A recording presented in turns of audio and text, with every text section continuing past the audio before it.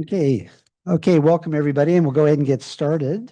Welcome to the January 20th, 2026 regular meeting of the San Ramon Planning Commission. We will call the order at 6:01 p.m. May we have the recording secretary please do roll call? Commissioner Kuznick, Here. Commissioner Kanjula, Here. Commissioner Zhang, Here. Vice Chair Avila, Here. and Chair Alpert. Here. Okay, if you could please rise and join me in the Pledge of Allegiance. Pledge allegiance to the flag of the United States of America and to the republic for which it stands, one nation, under God, indivisible, with liberty and justice for all.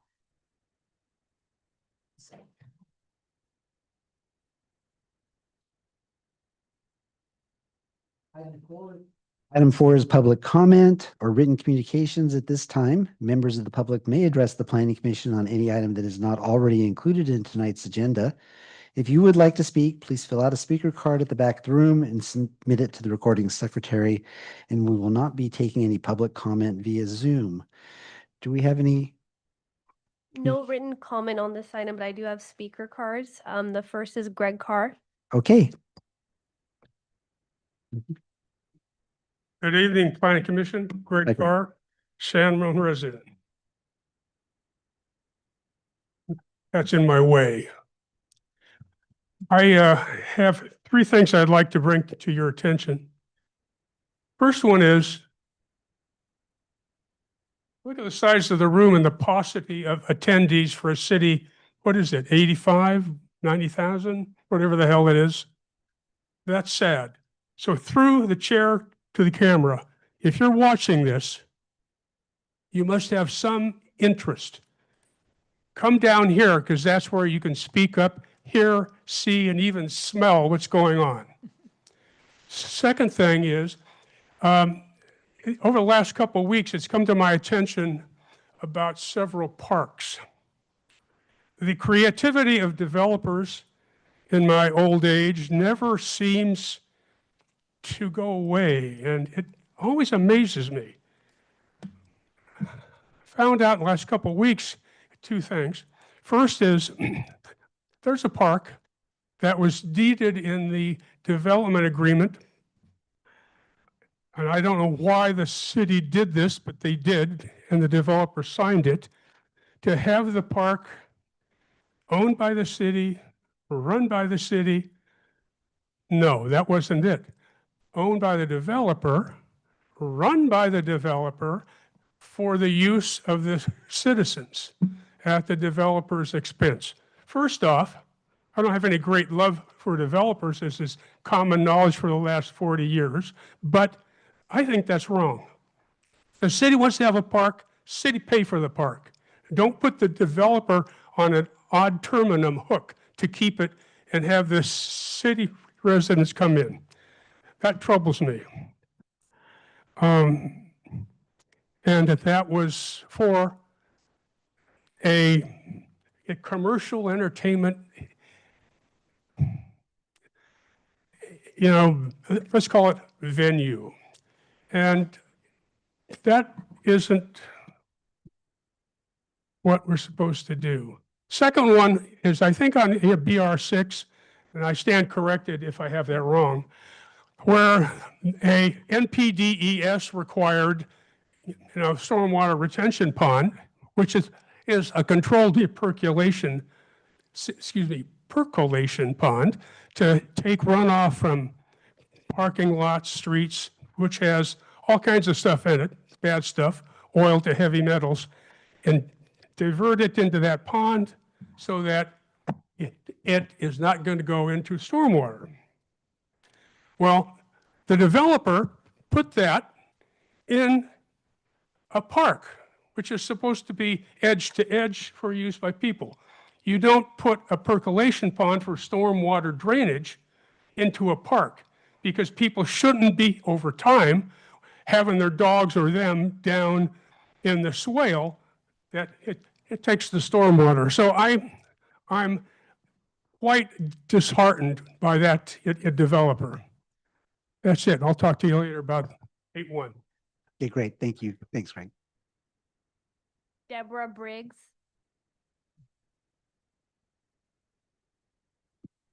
I suspect I'm not following the rules correctly. I really just wanted to come and thank the Planning Commission for the work that's been done so far in the orchards. I've lived in San Ramon for 38 years, have a vested interest in what the city looks like. And I really appreciate that we're moving forward with this mixed-use development. I think it's a good idea. Thanks. Great. Thank you for coming out tonight. I have no other speaker cards. Okay, we're going to go ahead and close the public comment. Item 5, additions and revisions to the agenda. We have none.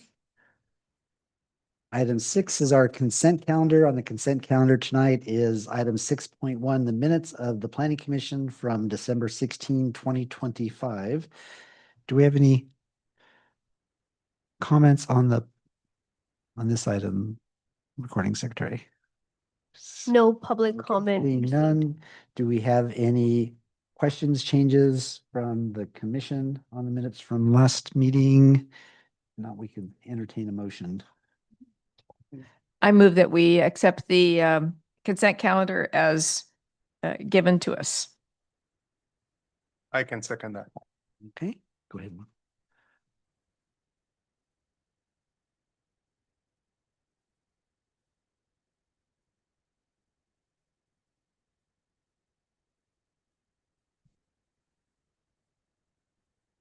Okay, the motion passes 5-0-0-0.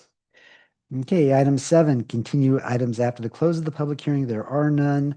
Item 8 is a continued item, which is a public hearing. Item 8.1, a public hearing for the Orchards Development Project located at 6001 Bollinger Canyon Road. We'll have a short staff report from that planning staff, Cindy Yee, and the applicant. And as a reminder, the role of the commission for this item tonight is to consider the project itself. However, there will be no action taken tonight. This is an opportunity for public comment, and staff is requesting feedback and any outstanding questions for future discussion. And at the end of tonight, we will be continuing this hearing to a future commission meeting. And with that, I will turn it over to Ms. Yee. Okay, well, thank you and good evening. I appreciate the opportunity to come back this evening to continue our conversation on the Orchards Development Project. This evening, as you can see in the staff report, is really just a continuation of where we where we left off on December 16th. At that meeting, the commission requested that staff come back with additional answers to questions that were posed that evening, as well as provide a draft of conditions of approval, which we've attached to tonight's staff report. I just wanted to mention staff is available to answer any questions, as well as our CEQA consultant is here as well this evening if there are any questions for the checklist document. I'm going to now go ahead and turn it over to the applicant to provide a presentation. I know they've prepared some slides to address questions that were raised at the last meeting. So I'll go ahead and maybe defer any additional questions for staff to the end of their presentation. Okay, great. So with that, I'll turn it over to Stephanie Hill.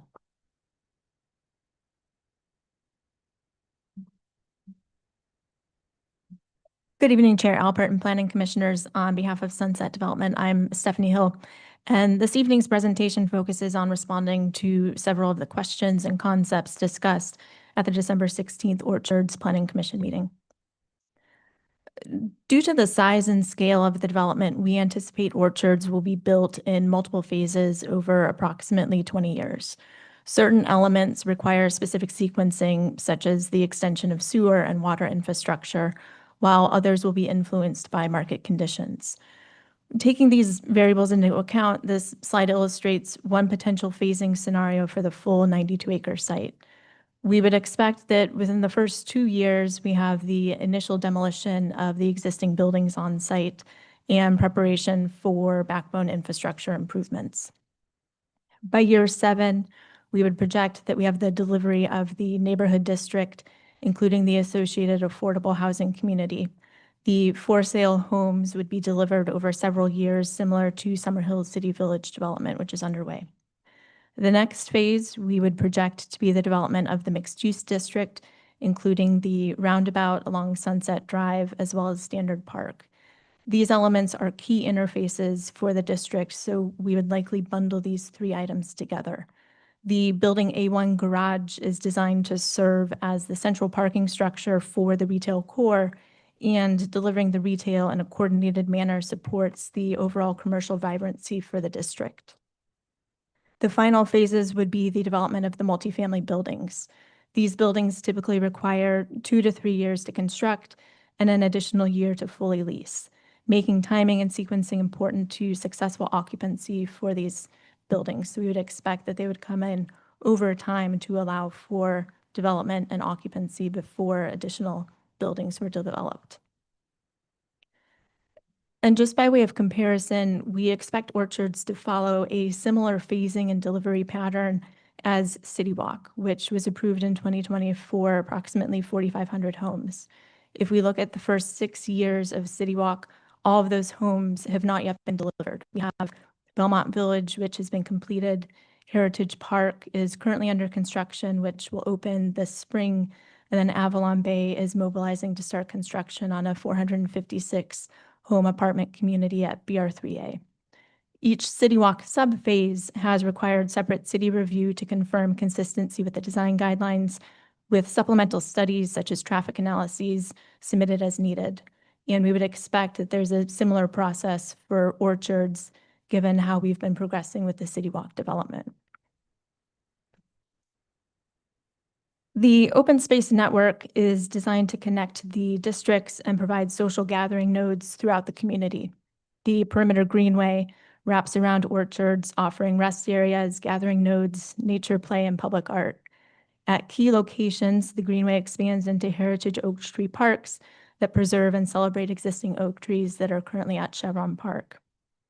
Standard Park is a centrally located 2.5-acre park activated by retail on 2 sides, offering playground amenities and a flexible lawn for a variety of uses.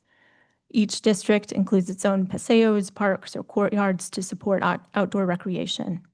And then 2 wide multi-use pathways are incorporated into the street network. One along Sunset Drive, connecting the neighborhood district to the mixed-use and multifamily districts, and an east-west connection linking the Heritage Oak Park across the site. Standard Park is a 2.5-acre centrally located community park that will bridge residential and retail uses. The park perimeter will blend landscaping and pathways. The eastern edge will include a hardscaped plaza oriented toward the mixed-use retail streets, supporting small events, kiosks, and active programming within a shaded grove. Unlike Alexander Square at City Center, which accommodates events of over 5,000 people, Standard Park and its surrounding plazas are intended for smaller scaled activities. A flexible central lawn provides the primary open space, framed by tree canopies that buffer adjacent streets. And then along the southern edge, a nature play area will offer opportunities for children and families to explore in a natural setting.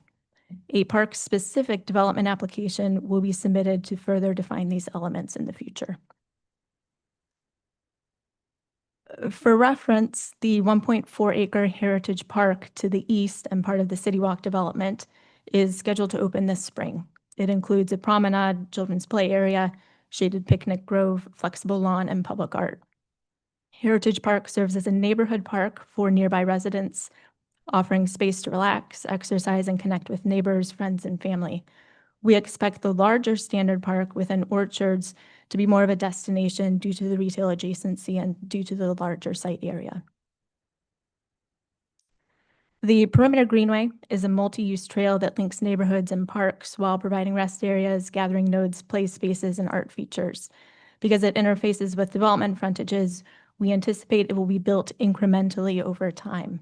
The southern portion, including the Heritage Oak Parks, is part of the Orchards neighborhood, while Eden's affordable housing community also incorporates a segment of the Greenway. So we expect that buildings fronting the Greenway will have the Greenway built contemporaneously so that the design of the building interacts with the design for the outdoor landscape within the Perimeter Greenway.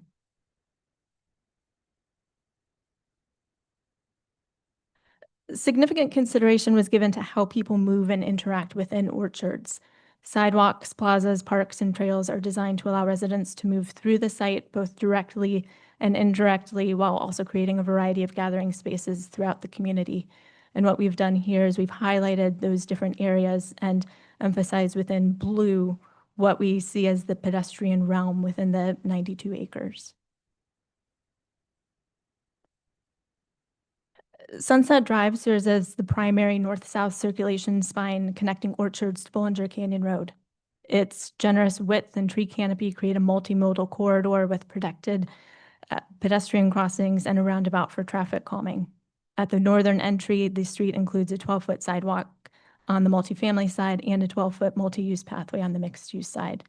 As the roadway transitions south toward the neighborhood district, it narrows while maintaining that 12-foot wide multi-use pathway on the eastern side. The site plan also includes a key east-west coordinator connector south of the townhomes in Building E. There's a continuous canopy of street trees, establishing a consistent planting character along the corridor, accommodating aerial access to the multifamily frontage. On the north side, a 12-foot wide multi-use trail weaves through the neighborhood, extending from the perimeter greenway on the west. And one of the things that we've talked pretty extensively about is the east-west connection outside of Orchards to the Iron Horse Trail. And so with this slide, we've tried to highlight the existing sidewalks that are within the Orchards office campus, and we've highlighted those in yellow to show that there are both north, south, east, west connection points. There are two segments which are highlighted in red, which are the segments that we would need to create to make that a continuous east-west pathway from Orchards to Iron Horse Trail. We would expect to develop those segments contemporaneously with the portion of the Orchard site. So the southern connection would be built as part of the neighborhood district, and then the northern red segment would be built as part of the mixed-use district. We've talked a lot about the retail and the mixed-use district and what that could be. It is approximately an 11-acre site located across Bollinger Canyon from City Center. It introduces residential buildings with ground floor commercial uses, complementing the City Center Bishop Branch and expanding downtown retail offerings. The program is designed to be neighborhood serving, with approximately 50% food and beverage and the remainder dedicated to retail goods and services. Individual spaces would range from about 1,000 to 5,000 square feet, with flexibility to accommodate a small format grocer of up to approximately 20,000 square feet within parcel A1 North. And we've included a sample demising plan to just illustrate how we would think about these different spaces coming online. Within the retail street character, while it is not pedestrian only, we have established a pedestrian priority multimodal area. So we have generous planting strips, bulb outs at crossings, occasional parklets that extend activity into the public realm. The streets are designed to be flexible and may temporarily be closed for community events such as markets, concerts, or festivals. At the north end, a raised pedestrian crossing strengthens the physical and visual connection between Standard Park and the retail area, which enhances safety. The retail streets will feature pedestrian walks no less than 15 feet wide adjacent to buildings and no less than 12 feet wide adjacent to plazas or open spaces, and will be lined with active pedestrian-oriented uses. So while there are vehicles that are within this district, there is a huge emphasis on pedestrian space as well as visibility to really mitigate any sort of conflicts that we have. And finally, as it relates to affordable housing, the city's inclusionary housing ordinance requires 15% of Orchard's homes, 368 homes in total, to be affordable. And we propose to meet this requirement through on-site affordable homes within the multifamily and mixed-use districts and through a standalone affordable community within the Orchards neighborhood, which you've previously seen with the Eden application. The neighborhood district would be met through this Eden development and would include 99 affordable homes with one manager's unit on site. The community would serve households across a range of income levels, with most homes affordable to families earning approximately 60% of area median income, and some reserved for lower income households. This development is also proposed to include a child care amenity within it. Within the mixed use district, we assume a split of 7.5% very low income and 7.5% low income units, which is consistent with the city's inclusionary ordinance for rental housing. And then within the multifamily district, you'll notice that we do have a portion of moderate income homes, and that's assuming that we have approximately 300 homes of condo for sale, affordable, that would be part of that development within the multifamily district. So with that, I will conclude. I'm available for any questions as well as the design team. Thank you.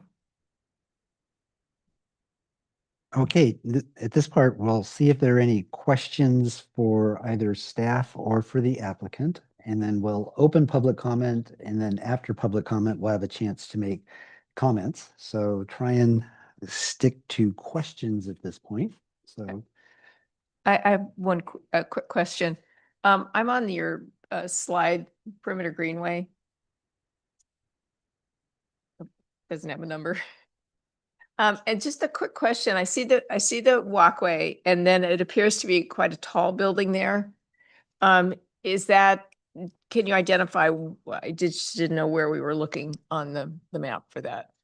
Yes, so that would be, oh, this did not work quite well at all. So we're gonna use words Yeah, instead of okay. drawing. And so we're gonna say it's in the northwest quadrant. So there's a large multifamily building that's at that angle off Okay. of 680. So that would be where you have the perimeter greenway adjacent to a taller building. Okay, thank you. Thank you. That's what I thought. any others? Any other questions, Commissioner Kuznick? No? Okay, Commissioner Conjula. No, Yes. that's all I have at this point. Go ahead, go ahead. I written back some, so let it go ahead. Okay, turn to the left. Questions, clarifying questions at this point? Hmm. Sure. So Stephanie, if you could go to the mixed use district slide, please. Thank you. I apologize for the pink lines. No, that's okay. It's happened before. If I'm correct, we haven't seen this kind of detailed breakdown of the ground floor streetscape and like okay. Yeah, so this is a concept demising plan that Jeff Dodd, who's Sunset's retail guru, has prepared in terms of how he would think about the tenanting Mhm. within the district. With this, as well as with the other multifamily buildings, we would come back with subsequent applications that show the dimensions of the retail space, and then would have subsequent approvals as we're filling up the spaces with tenants. Okay, great. Yeah, I just want to, I'll save more of this for the comments, but I do like what I'm seeing here. I like seeing the narrow lots. I'm just curious, what kind of square footages are we talking about for these lots? Like what's the range? How many total? Of course, I could count, but hopefully you know. And then what kind, a little more elaboration on like what kind of tenants you expect to see for, the smaller storefront, who's going to show up there, medium size, larger size? If you could elaborate, thank you. Absolutely. So when Jeff was laying this out, he really looked at about 1,000 to 5,000 square foot spaces. And I can follow up with additional detail on how many spaces of each size, but that was generally the footprint. And that was informed by who we see as potential tenants that would look to city center, but might be more resident serving than what we have there. And that was a key way of how to think about it. And then we also have BAR architects who are here tonight and have done a lot of ground floor retail design. And so a piece of it is also looking at their expertise in terms of dimensions and depth, and how do we make sure that we are building that retail core and shell so that it's as flexible as possible for tenants who would be occupying that space. With neighborhood serving retail, we're really looking at, you have your coffee shops, you have your deli, you have your florist who have some of those smaller footprints. We do have about 19,000 to 20,000 square feet that we would anticipate for a small grocer. We think they want to be along Bollinger Canyon for visibility perspective, but really looking at, you have kind of who you would think about in a day-to-day. You may have a butcher, you may have a deconstructed grocery store in terms of you have a cheesemonger and a wine shop, and then you have your basic food, you have your burger, your spot to go grab a burger. So we really think it's neighborhood serving. And then you do have some retail and soft goods as well. Okay, great. If I can pester you a little bit more on that, since I'm not a retail expert and I can sort of imagine what 1 to 5,000 square foot looks like, but do you have some specific things you could compare it to? You know, like, for example, in city center, how big is the Nike? How big is the Anthropologie? For how big is the Mendocino, the Salt and Straw? Like, just so we all have some frames of reference here. So conveniently, BAR is also the architect at City Center, so I'm going to ask them to Okay, come up and perfect. see if they can give us a better range of Thank you. average square footages. Perfect. That'd be very helpful. Thank you.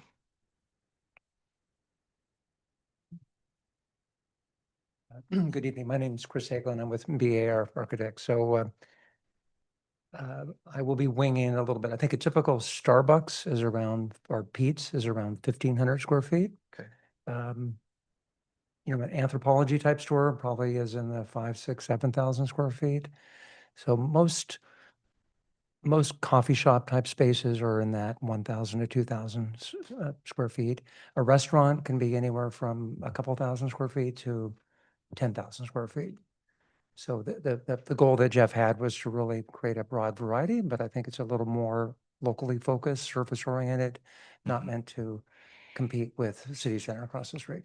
Okay, great. Thank you. That's very helpful. Appreciate it.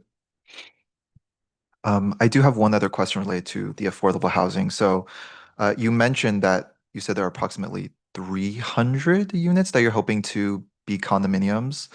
Could you just lay out a little bit more what your plans or expectations for the condos are? It's a kind of a somewhat rare housing type in San Ramon. I think there are a lot of people who want that. So I want to know what makes it feasible here, what we can expect, how likely it is that we'll actually see it. So if we go back to the site plan, I'm gonna pick one that has some building footprints on it. We have a couple of smaller building massings that are, if we look to the north, I'm not gonna draw lines, given I learned that lesson earlier tonight. If we look at the buildings between the townhomes and the larger buildings within the multifamily district, we have massings for those that are kind of in the 50 to 150 range. And so looking at those smaller buildings in terms of total number of units, and from where we're studying the market, we see that there is an opportunity to build multifamily, but it's at a smaller number of units than some of these larger apartment communities that are 200, 300, 400 units. And that's part of the way that the financing is done for a condominium versus a rental community. So we have earmarked a couple of the smaller multifamily buildings in terms of number of units for a condominium execution. And we think that with the first one, we have a proof of concept, which will allow us to build subsequent phases. Okay. And to clarify, what kind of square footage do you expect to see for these, if these are fewer units, somewhat larger in the same footprint building? So if we look at the average apartment size, the blended studio through 3-bed is about 900 to 950 square feet. And so within these condominium developments, we're looking at an average unit size of about 1,000 to 1,100 square feet, where you're building predominantly more 2-beds and 3-beds than your studios and your ones. Okay, great. Thank you. I guess one more like financing question.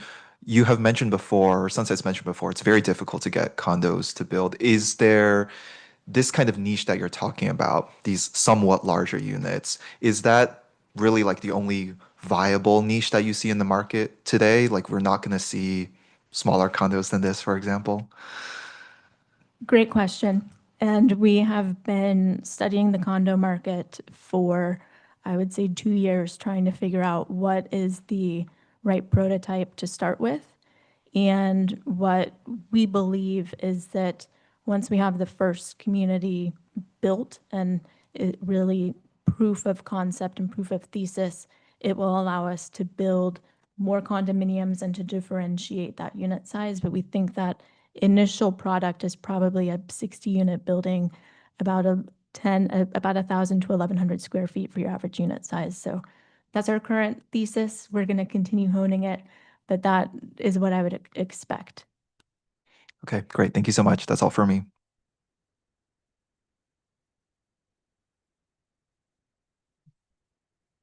Thank you for your presentation, Stephanie, and thank you for sharing all that detail on what the proposed parks will be in terms of amenities and a breakdown of the implementation of different phasing within the project as a whole. One of the things I wanted to ask was, in terms of the traffic mitigation measures, which ones will you be implementing? I know there was reference in the conditions of approval to 3 mitigation measures. Can you please walk us through what those would be?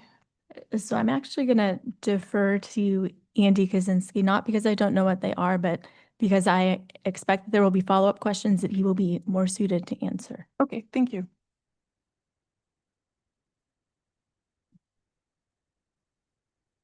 Hi, Andy Kaczynski with Farron Pierce.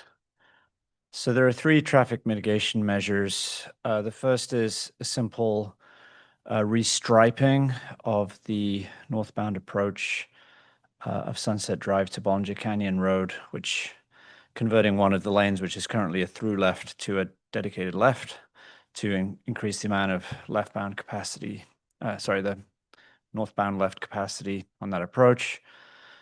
The second one is to integrate 2 intersections into the adaptive signal timing program, which is a pretty state-of-the-art technology along Bollinger Canyon Road, but the 2 interchange ramp intersections are not currently included in that. So it would be to, that would ensure better flow across the entire corridor. And those 2 ramp intersections may require some discussion with Caltrans to ensure that that can be satisfactorily implemented. And then thirdly, there is on the I-680 southbound off-ramp, as it turns right onto Bollinger Canyon Road, there's this little small amount of space where vehicles queue at that intersection. And so there are some detectors currently in the roadbed that detect, how many vehicles are there currently, but there's an opportunity to enhance, how they operate so that you can actually send more vehicles through that movement, which overall improves the efficiency of that intersection. So those are the 3 traffic mitigation measures that are proposed. Andy, can you kind of go over more in detail with the second one? I'm not really sure what the adaptive signal technology, what that really means and what that would look like in implementation. Yeah, totally. I mean, so adaptive signal technology basically allows for the signals along the corridor to continually be talking with each other. And because each of the intersections detects when vehicles are going through it and when vehicles are stopped going through the green light, so it changes the green to red at that time. By communicating with each other, you get a sense of if there's a platoon of vehicles approaching at one end, it can keep them moving through in a pretty efficient way. And furthermore, it can kind of optimize based on how things are going in both directions as well. So the technology really enhances the ability for drivers to kind of go through the entire corridor, hitting as many greens as they can in succession. But it's only been implemented at some of the intersections and not currently the ramp intersections. And so this would just ensure that it's been done across the entire corridor. Yeah, I think it would be really beneficial to have some sort of like diagram of what the lanes are, just like something a little bit more detailed, because when you're describing these certain things that have to happen, it's kind of like there's no map and Okay. there's no like exhibit with this is what's going to happen to this lane and so forth. So I think that would be good to know. I appreciate you coming up here That's fine. and detailing those mitigation measures. Yeah, essentially what that one does, it just changes when the reds and the greens are going. It doesn't essentially restripe any of the lanes, but I can certainly come back with some more materials. Yeah, so the only physical change would be the number one, which is the restriping of the northbound approach. Everything else is related to the Operation. technology and Yeah. timing and so forth. That's Okay. correct. Thank you. All right, thanks. Stephanie, I have more questions. In your presentation on the slide with the connectivity east-west, you have it detailed here with the existing sidewalks to be built with related, new connection build to be built with orchards. Okay, so the black, what would that look like? So that's a sidewalk that's included within the Orchards development. And so it's a way to show that that east-west connector that has that 12-foot wide multi-use pathway, essentially it has a through point where there's a sidewalk along the edge of Orchards, which then goes to those two new red sidewalks. Okay, and then for the red, you said, when would that get built? So what we would propose is that those are built with the development to the west. And a piece of this is we want to make sure that with all of the development that we're doing, that it's really coordinated. And so what we've learned through City Walk is we may ooch things, to the left or to the right. And so we don't want to build something and then have an alignment that doesn't quite work out. So we would expect that the southern red segment would be built as part of the Orchards neighborhood, and that the northern red segment would be built as part of that mixed-use district. So really just wanting to make sure that we're coordinated so that we don't have a misalignment. And what would that look like? And this is one of the challenges where it's a different property owner between Orchards and the office campus. And so this is a thing that we'll resolve. Essentially, Sunset is on both sides of the property line, but it's different entities that own it. So we'll figure out how to ensure that the sidewalks are built, but it's not something that can necessarily be conditioned because it's different entities and you can't have one property owner obligated to do something on an adjacent property owner's property, if that makes sense. So that would be like a sidewalk that would cross the office space, the existing office parking. So there's a minor segment that it would be essentially on the southern edge. It's a sidewalk that would essentially be done at grade. So right now there's a pretty large entryway between the Chevron Park and the Orchards office. So we would add in a sidewalk of the sidewalk terminus on Orchards to the sidewalk that's existing within the office campus for both of those. The segment on the south is shorter than the segment on the north. So would that be like within the existing right of way currently, or would you have to like do some parking modifications in order to put that sidewalk in? So with the south sidewalk, we would expect that we could do it within the right of way and to make that connection point. And then within the northern segment, we would need to study if we need to put that in place of some landscaping that we have on site, or if we would put it within the roadway. But there's room on both the north and the south to put in those segments. Okay, sounds good.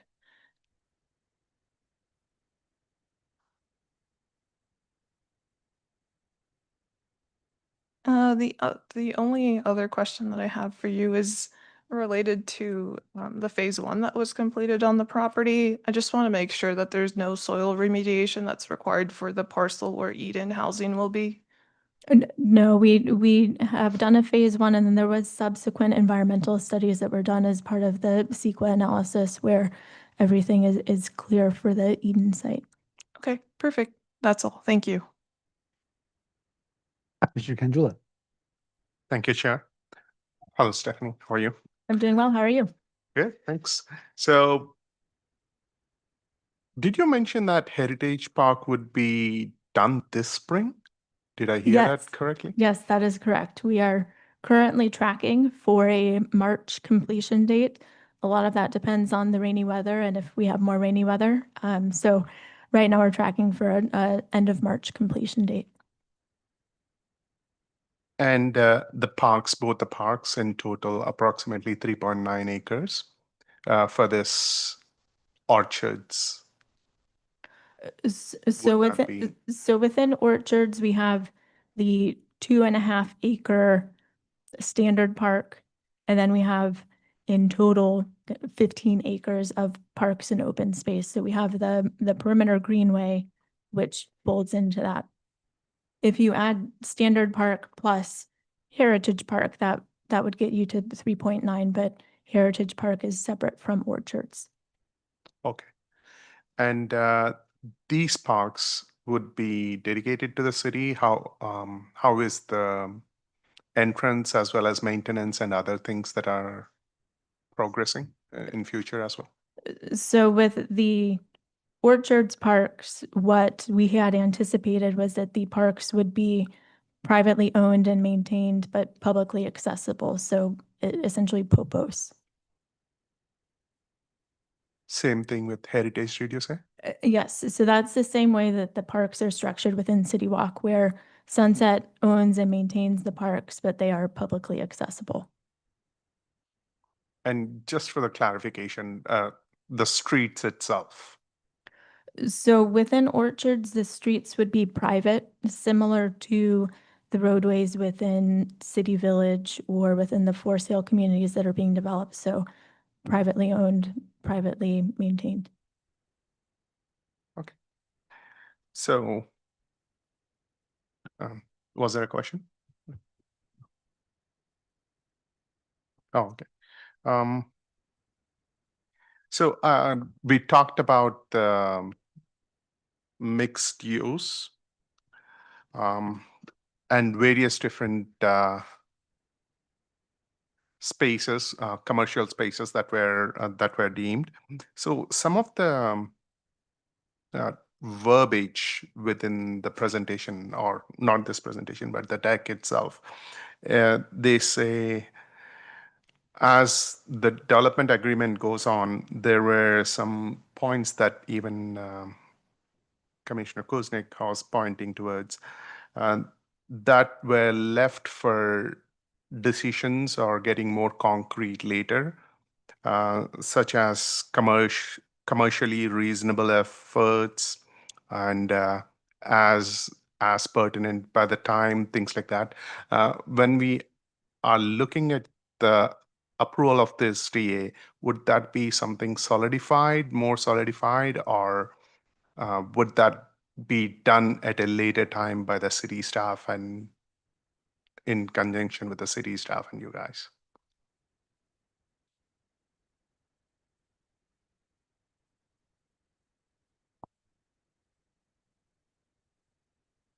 Trying to just make sure I understand the question. Is the question related to timing of certain elements of the project being constructed? No. So there were examples within the presentation that was given to the commissioners, wherein it said that the details of some of the items would be finalized later, kind of a sense. So just wanted to get that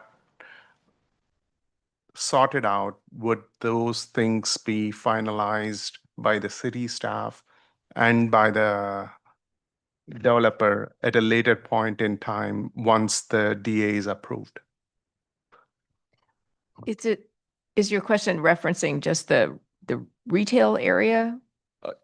The overall, That mixed one? not just the mix, Okay, but the sorry. overall orchards itself. So So I may take a stab at this. So with the design guidelines and the overall approval, there's 2,452 homes and 125,000 square feet of retail. Within the application materials, we have the specific design and architecture for the Orchards neighborhood, which has been submitted, which leaves about 2,000 homes where the Planning Commission and city staff have not seen the specific architecture like what you've seen for Avalon Bay or for Belmont Village or as part of that application process. Similarly, you haven't seen the specific details of every single component of Standard Park. You've seen a high-level program of what we expect that we're going to do and what the design guidelines tell us that we should put in that park, but you haven't seen every single specific component of that park. What we would propose, similar to City Walk, is there's this overarching approval at Orchards for these homes and these open space areas and the retail, and that we would come back with subsequent applications similar to what we're doing at City Walk, where this is exactly what Building A looks like within the mixed-use district. This is exactly what Building D looks like. This is exactly the interface between the roadway and the frontage and where we're putting the lobbies. So those would not be reconciled by the time that there's a development agreement, but there would be parameters for how we come back and say we're consistent with the overall umbrella of the approvals within Orchards.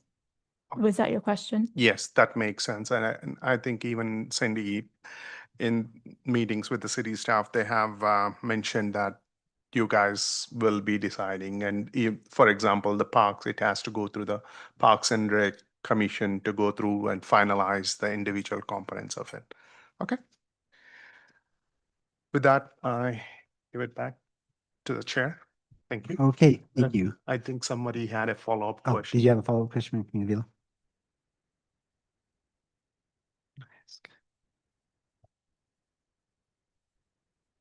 Regarding the traffic study again, with the mitigation measures, I know there was something in the traffic study that also referenced potential pedestrian improvements for safety. Are any of those going to be implemented? So we had studied a number of at-grade improvements for the Bollinger Sunset Drive intersection. And I don't know that those are specifically called out within the conditions of approval, but they were items that we were going to continue studying to look at restriping and changing visibility of striping and things along those lines. Okay, so there's like, oh, go for it, Right, Cindy. sorry, through the chair. Yep. So this was one of the questions that had been raised at our last public hearing. There is I think it's response number 7 in the staff report about how we would be addressing the potential pedestrian safety elements. And then there's a condition in the master plan, condition 86, that talks about implementing those safety options through review with the traffic engineer.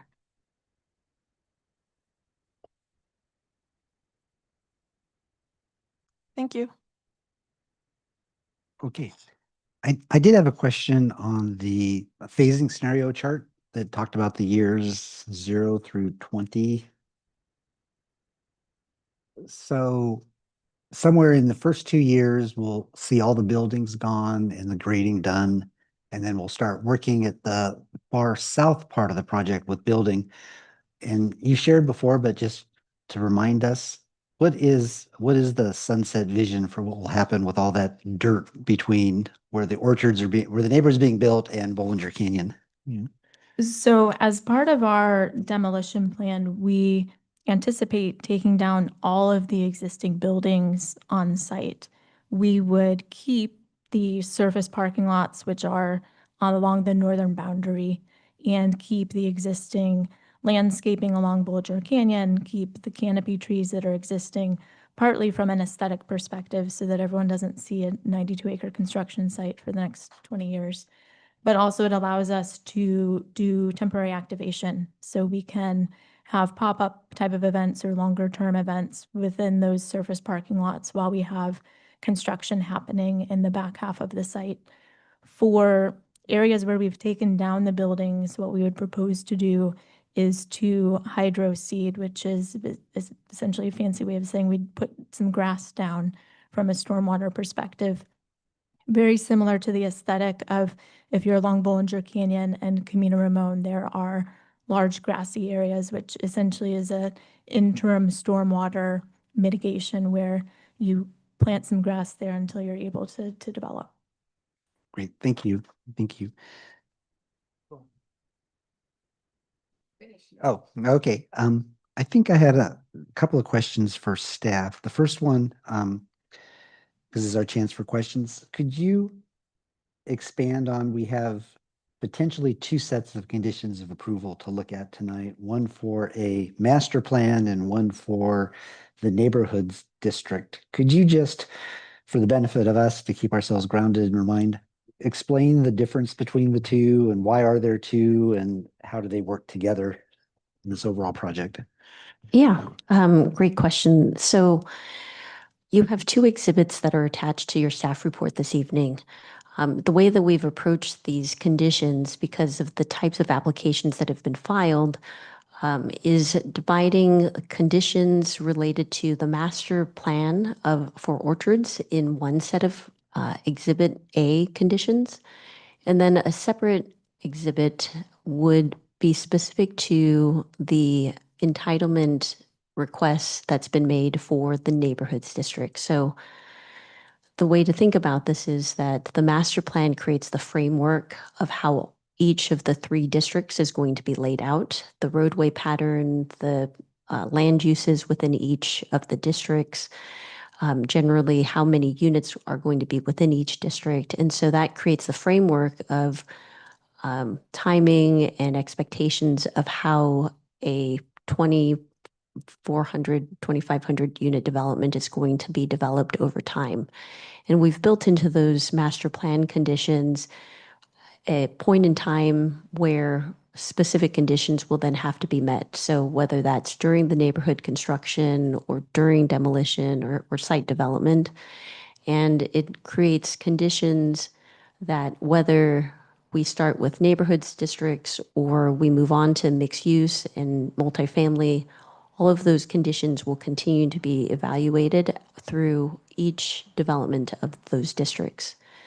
For the neighborhoods district conditions of approval, you can look at that as conditions that are related to once a vesting map has been approved by the Planning Commission and then a developer moves forward with constructing that, what conditions do you want in place to then dictate what documents need to be provided before site development occurs? What mitigations have to be implemented before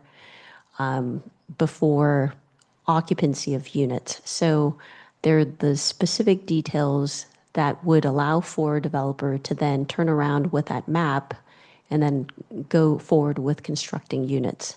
And the details that the applicant has given us in terms of architecture and site design and lot plot plans, that level of detail then allows for the city to dictate how those conditions are going to be met.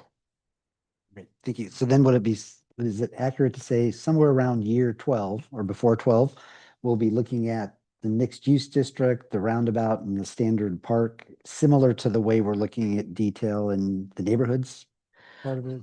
Right. So the zoning ordinance sets a framework of how does reviews happen for developments. We could be looking at anything from construction and actual entitlement and how those buildings are going to look like to maybe the land uses that are going to go inside the commercial areas. So there's different types of applications that will have to be filed along the way over the next 20 years. And so zoning ordinance dictates how that review will work, but similar to how we've approached City Walk, that would be the type of review you would see.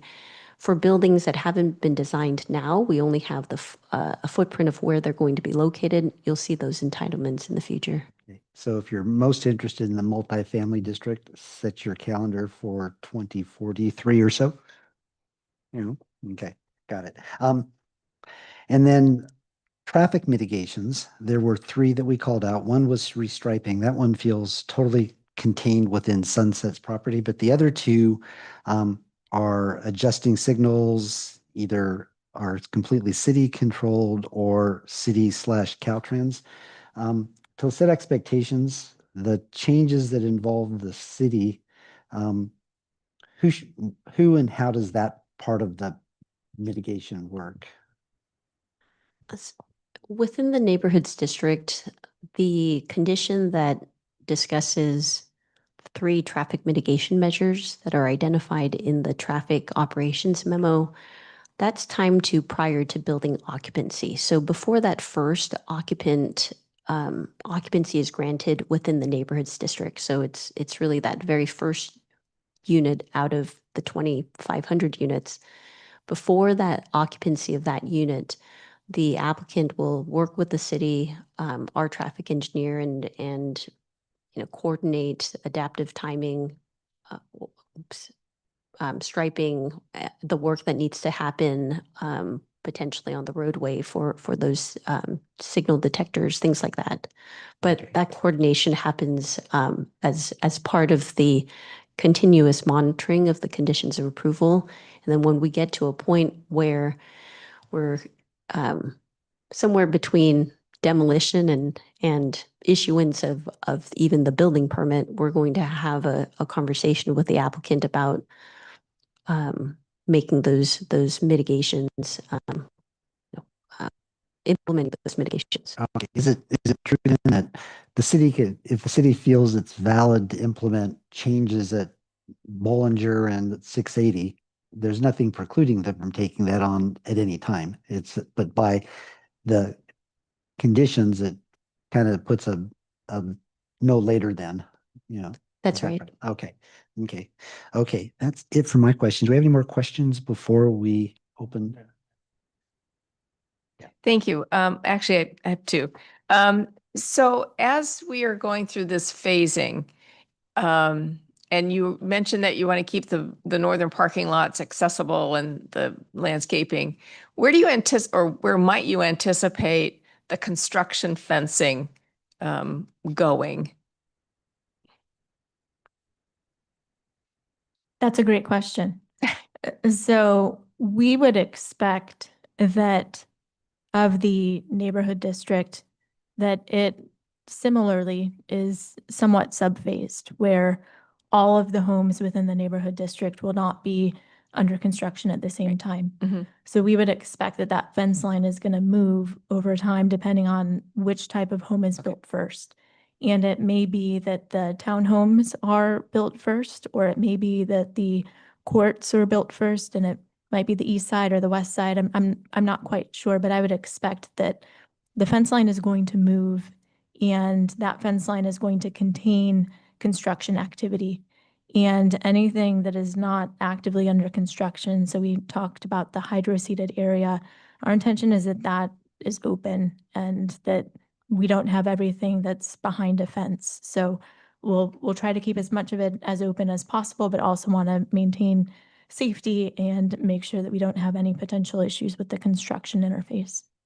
That makes sense. I was just, as we're looking at a longer build out, you can imagine thinking of a construction fence for the next 20 years would not be very attractive. Well, and if we look to BR 1A, where initially Belmont Village had a fence around the entirety of the site, and then that fence came down with Belmont Village finishing their building, and now we have a fence only around the park area. And then once the park is done, then we'll take down that fence, and then a new fence will go up when the multifamily building is under construction. So I think that's a good just case study of how do we think about moving fence lines between construction and grading and active and passive. Okay, thank you. Thank you. And then I have one more question for staff. I'm looking at the 2 conditions of approval, and the master plan includes the tree removal permit. And how do we, and then it's also in the neighborhoods, which makes sense. How do you, how are we manage the tree removal? Because I know that in some of our other housing, they all go at the same time, but since this is a phased portion and we're keeping some trees and so forth, how does the tree removal, because they're going to come back later and take other trees, right? As you move into different constructions. As you mentioned, the tree removal permit is associated with both the master plan as well as the neighborhoods district. There's an arborist report that's and a landscape plan that's associated with both the neighborhoods district and then the larger master plan. And similar to how Stephanie has mentioned the phasing of each area, that's typically how we, to a certain degree, approach it is by phase.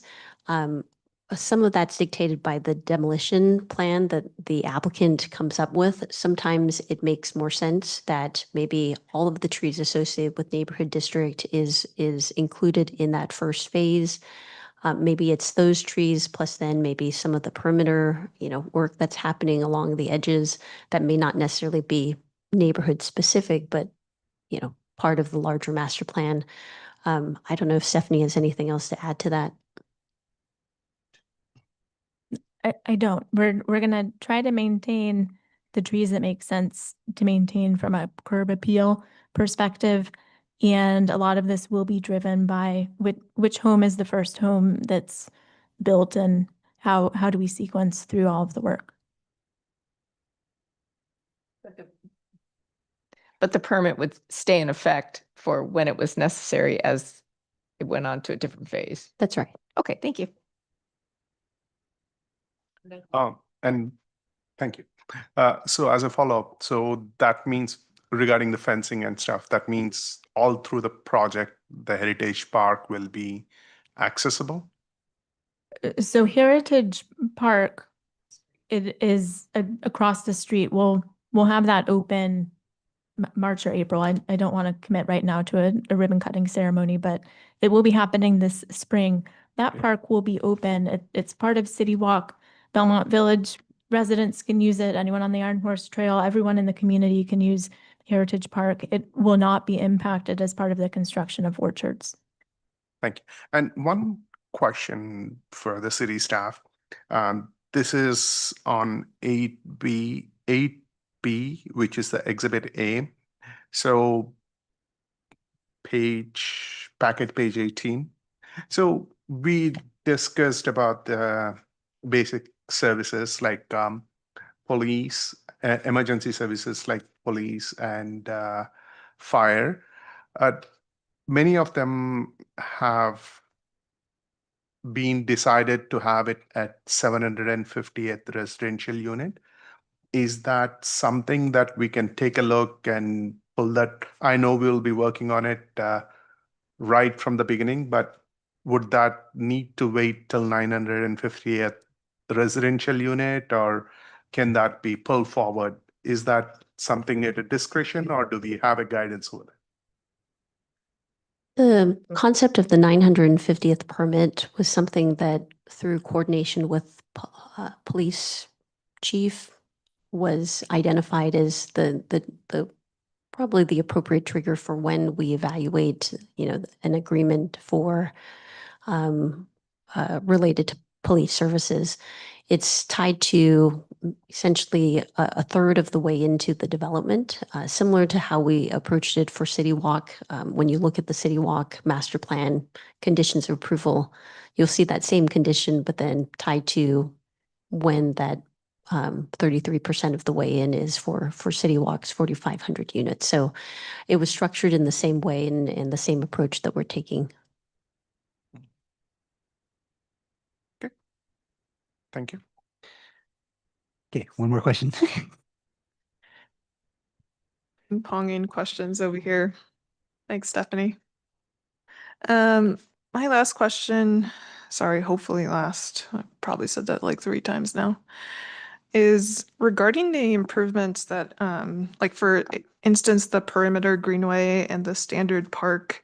My imagination is that Sunset will sell it to, a different developer to go ahead and build those single family homes and the townhomes. Will you be putting those improvements on the builder, or will Sunset be completing those improvements, the standard park and the perimeter greenways? So that's a great question. What we envision in our minds is that we will be responsible for Standard Park. And given that it's really important to the mixed use district, we think those really go hand in hand.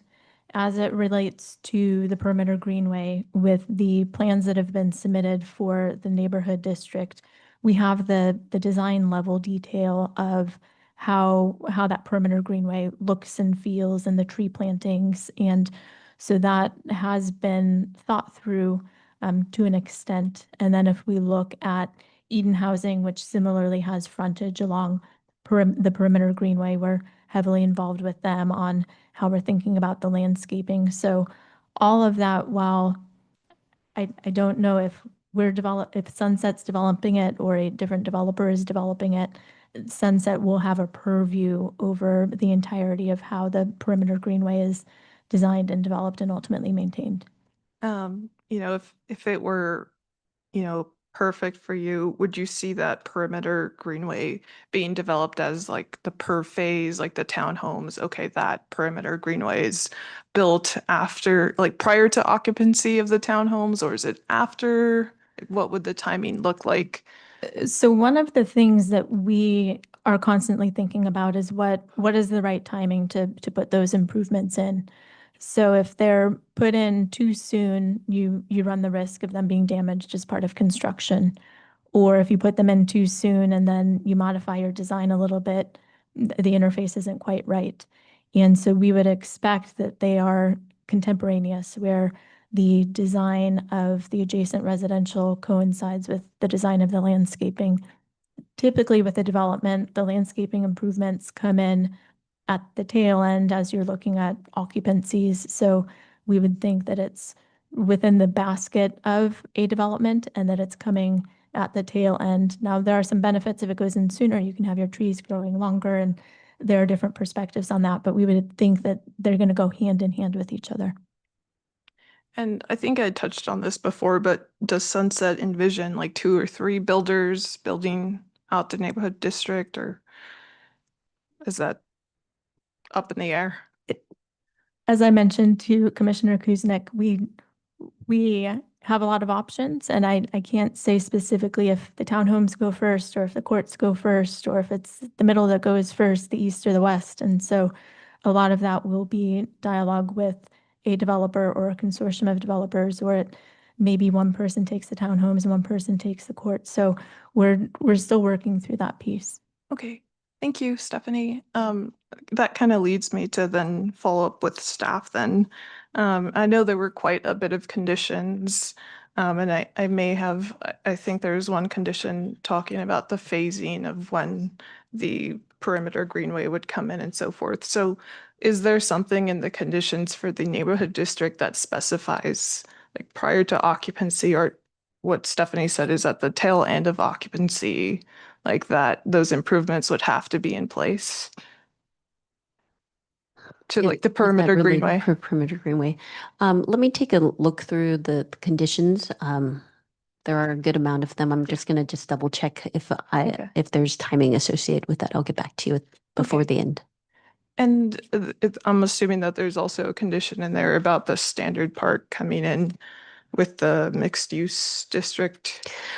There isn't, to my knowledge, there isn't a specific condition that talks about standard park being tied to the mixed use development. What it's tied to is the obligation of parkland dedication through a combination of fees and dedication of land to fulfill the parkland dedication obligation. And then it further outlines that through the development agreement, there will be opportunities to talk further about timing and park improvements that could be incorporated in through the development agreement. So the short answer is standard park isn't tied right now as a condition to a specific phase of development. It does require, though, at the time of development of for example, neighborhoods district, that there is a commitment made to the parkland obligations, and that those would be fulfilled as a requirement of the parkland dedication ordinance. Okay, thank you, Cindy. Yep. Okay, so at this time, we're going to go ahead and open public comment. Did we receive any written communications in advance of tonight's meeting? Yes, written public comment was received from Brian Swanson and provided to the Planning Commission prior to this meeting and available at the binder in the back of the room. And I do have speaker cards this evening. Great. Why don't we go ahead and start with the speaker cards? How many do we have? Okay. Greg Carr, Chair Albert, would you please ask staff to put up the drawing, the complete drawing? Greg Carr, San resident. Boy, that thing bothers the hell out of me. Yeah, that'll work. Okay, thank you. I don't get old because I've just found out the number of things that I can keep in my aging brain, and it's not 4. I had to write them down. Jean, if your question about construction fencing is not just that, it's, perhaps closures of roads that aren't complete, storage of things. I would suggest that the commission ask for something in the development agreement that requires the developer to provide for each phase a plan and a drawing showing those things that you find significant, as in construction fencing. That can easily be done.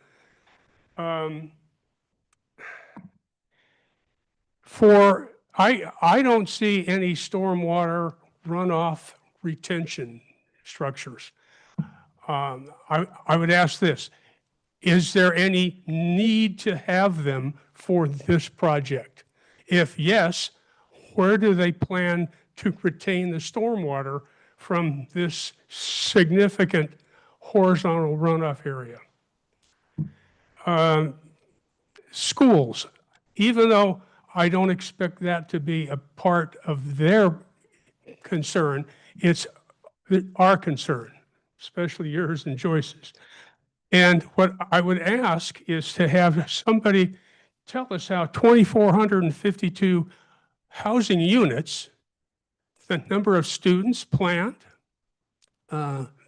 age groups, and where they're going to be absorbed into the schools, because these are going to be primarily younger people, so they may have kids.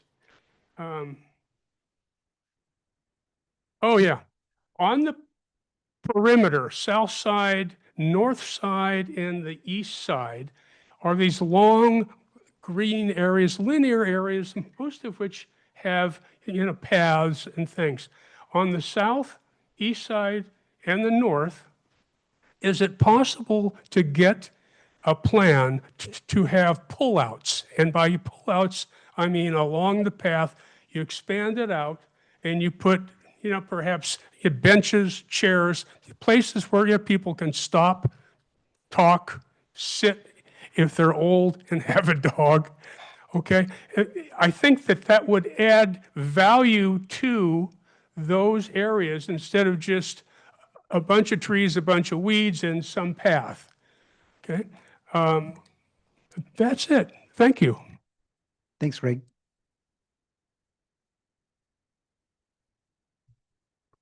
Jim Blickenstaff,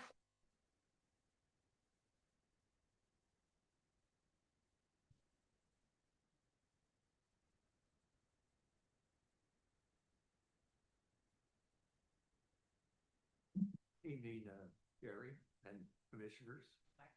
Oh, this is fine with me. Thank you. Thank you. Good evening.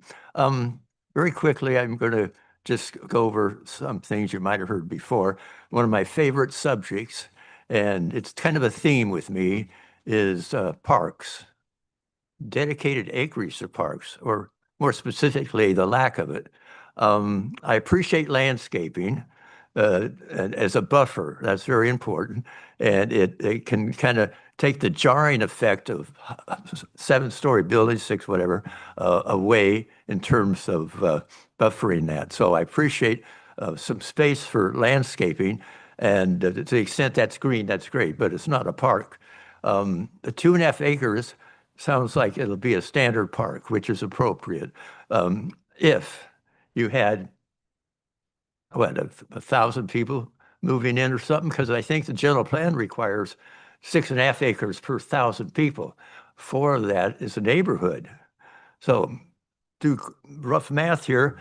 The total park required by the city is 30+ acres of parks for the orchards because of all the thousands of people moving in. And 20-some acres is just neighborhood parks. So to me, that should be the standard of what you're doing with parks. And the key is dedicated land for parks.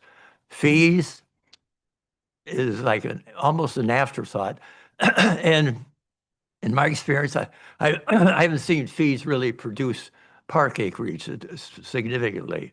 And I think that's because the cost of the land could be so expensive.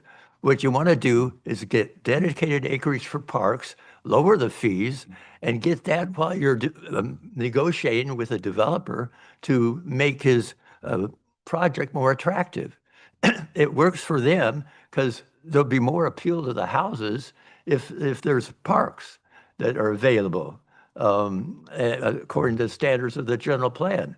And that would also work for the city in general for both. So there is something to be said about park acreage from both a developer's point of view to make the development more appealing, and then from the city's point of view to be consistent with your general plan. Otherwise, the general plan is just a wish list. It doesn't really have any teeth.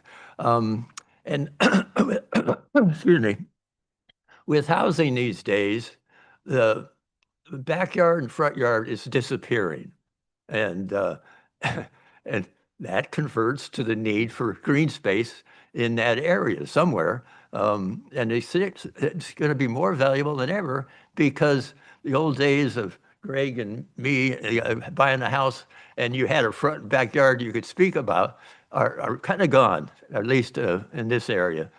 So we need to be very aware of green acreage that people can go to that's passive, that allows them to enjoy green space, like maybe even a picnic table away from a crowd noise and things like that. And then a soccer field, things that are part of what a park's all about.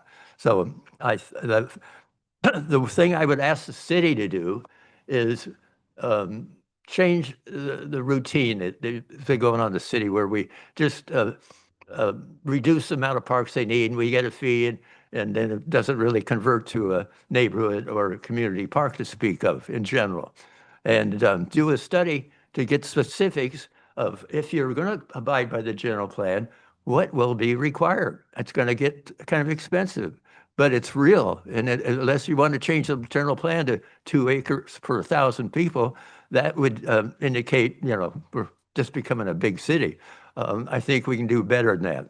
So I'd like to see the city, starting with staff and the commissioners and the council, be proactive on reviewing ways, not just developer fees, but other ways that can put parks on the ground. And then that'll be a quality of life issue, which we all relate to. So that's my theme. You've heard it before, I think. Thanks for coming out and reminding us. Thanks, Jim. Thank you. I have no other speaker cards. Okay, we're going to go ahead and close public comment. And before I turn it over to discussions, I'm going to turn to staff. We heard a couple of comments specifically around how we manage and control construction, from fencing to equipment to road closures. All of those are sort of related. If I could ask staff to explain for us and the public how that's managed in projects like this. So to address the question about construction and the phasing and how we address safety when there's active construction sites, we do have conditions of approval that speak to making sure that one area is safe before that construction can then move into other parts of the development. I think condition 25 is one that jumps out at me. But we work with both our building as well as our engineering inspectors when we're actively in site development, in demolition, and in vertical construction to make sure that when there are residents that are going to be moving in, where that construction fencing is, that's part of the inspection that we do prior to any occupancy of either a unit or a block of townhomes or a neighborhood of courtyards. So during the construction phase, we take off our policy and entitlement hats, and then we put on our literal construction hats and go out there and say, this fencing needs to make sure that there's enough people, room for cars to move over. Where are the construction workers going to be parking when the site is active? How do the model homes then negotiate space with an active construction site? So all of that's done when we get into site development, and those are separate conditions that we enforce on the permits that are issued for that site development permit. Thank you. Thank you. I would just clarify one additional point. There are also haul routes that are identified, so truck traffic related to demolition as well as bringing materials on and off site is regulated through our site development process. Okay, great. Thank you. And I think I saw one of the conditions, don't remember the number, but you do also, I think you had a condition to notify the neighbors when significant construction or demolition is taking place. Is that correct? Yes, that's right. That's a standard condition that you'll find in any of our entitlement conditions of approval that requires that prior to construction commencing, there's a notice that's sent out to adjacent property owners. And there's also a designated noise disturbance coordinator for the project that then, if there are complaints, the city can address that directly with the developer. Great. Thank you. Thank you for that. Second question that was asked was the impact on the schools. And I know there is a condition that highlights that what some of the notices to potential residents that the school district's in charge of the placement of students and that they should contact the school district, not the city. Could you explain a little bit further the process that the city goes through in communicating with the school district, and to the extent you know, what does the school district do with this info? Sure. Yeah. So keep in mind that the school district is considered a special district or special group that's formed and has their own board and policies in place that address how are impacts to from new developments mitigated at the school district level. The school district oftentimes, as part of the development application review process, the city does coordinate with the school district and sends out referrals anytime we get a new application for new construction. And we ask the school district to confirm how they intend to mitigate the potential increase in enrollment at their schools. And so prior to any application being deemed complete for processing, the city will coordinate with the school district to ensure that they feel like they have the tools available to them to address the impacts to the school district. As part of the development application, after our approval, the school district operates independently, and the applicant is responsible prior to issuance of building permits. They are obligated to demonstrate to the city that the school district has stamped their plans, and we can move forward with issuance of those permits. But as far as where those students go to school, how many seats are necessary at the school to then accommodate the students, we leave that to the school district to decide. But we ask that the applicant demonstrate that they've coordinated with the school district and satisfied their conditions before we issue that first building permit. Great. Thank you for that. There was a question on, and I'm not sure which is the best way to explain and answer this question for all of us, stormwater and how that will be managed on this property, on this project. Sure. Yeah.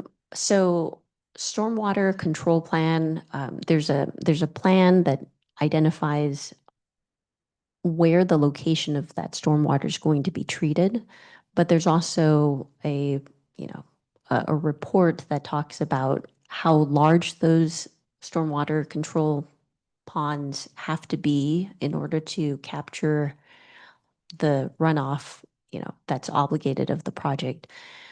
Those have been provided to the city as application completeness items. So they're attached to the both the project plans as well as a separate document that was provided at the time that the application was made. You can see the stormwater locations actually in the project plans in the vesting map section of that project plans.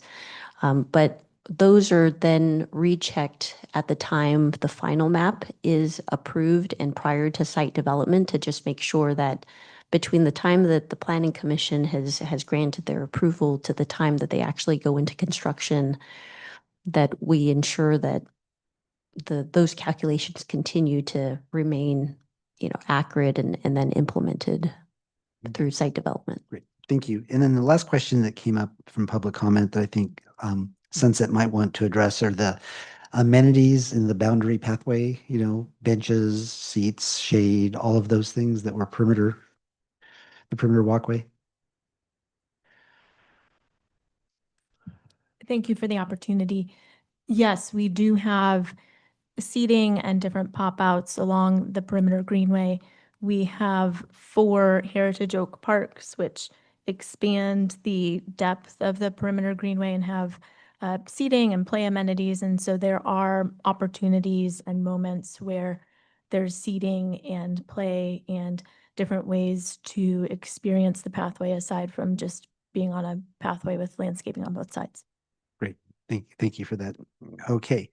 So at this point, what I'd like to try and do is, this is meeting 2 of a maximum of 4 for the commission.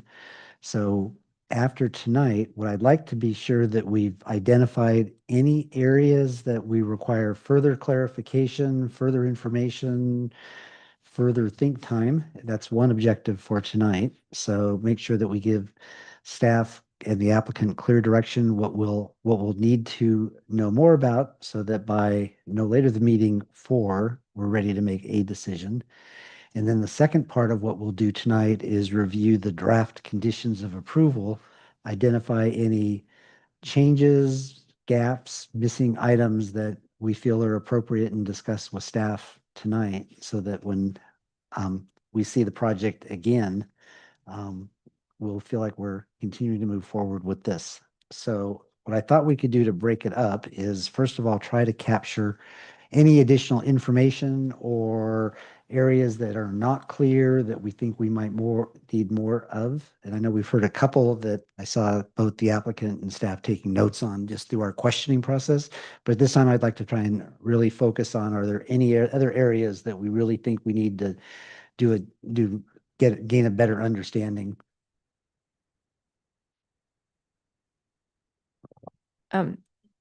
Thank you. I have a question for staff.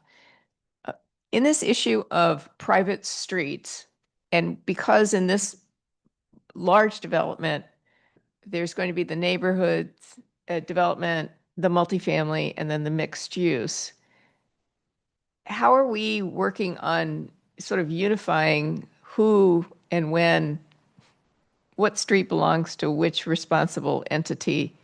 Whereas, in City Walk, or excuse me, in City Village, it was one builder and one HOA. The neighborhood, I can see that as one HOA, but there's other entities that were coming online. And do you have a plan for how we're going to deal with the private streets? How they're going to deal? Sure. Or someone will Yeah. be dealing with the private streets in perpetuity. So I'll use the FRIA Preserve project as an example because there's 4 different neighborhoods, multiple developers that are within that neighborhood, those neighborhoods. But those are all private streets with the exception of Fourier Preserve Parkway that connects all of the different neighborhoods together. What we would envision probably would be similar here is that if there are multiple homeowners associations similar to at the preserve, there's also a master association that is set up to handle right-of-way, open space management, the roadway, maintenance and repair work that needs to be done. Because when this is all built, you're not going to know which roads belong to which HOA and who's responsible, when you cross the street to know that HOA isn't doing their job. So typically these are set up with a master HOA that then oversees those types of community-wide amenities. Just to expand a little bit on that, also with regard to timing, prior to occupancy, there has to be emergency access, health, safety access. So it's going to be a condition of people moving into these houses that the circulation be intact to provide health and safety. Okay. Are there areas for further clarification or education at our next meeting? Yeah, in our previous meeting, we went through a bunch of items and they were either discussed or in the current meeting, or they were all written responses that were provided by the city staff. Thanks very much for that. I think there were 11 of them, and I think it would be useful for everyone to go through that. The public also look at the stormwater compliance city goal of Parkland for the residents, either it's met or not, things like that. And the timings, thanks for presenting the timing and the project facing, Stephanie. One thing I missed, I think, earlier is regarding the bike and scooter as well as EV. Are there places that were dedicated for those bike parkings, scooter parkings, and EV vehicle charging stations? Because that would be the norm going forward, probably in 20 years. Most of the vehicles, I hope, would be EV based, and that could be something that we should look at now to see not just the residents, but someone who comes to the neighborhood. Those spots are provided. And Stephanie also mentioned there were benches along the pathway across the greenway. Could that be pointed out where they are? Because that really helps in future discussions, like what are the different spots other than Heritage Oaks? Where are the other pull-out spaces that have been pointed out? And Cindy, there was a question according to GP 2040, the number of acreage stuff that was brought up by Jim. If you could kindly give some color to that or shed some light onto that, how that is being addressed based on the general plan, that would really help. Sure. So maybe I can take that first question just related to bike parking, EV parking. So the city does have a standard in our zoning ordinance for bicycle parking.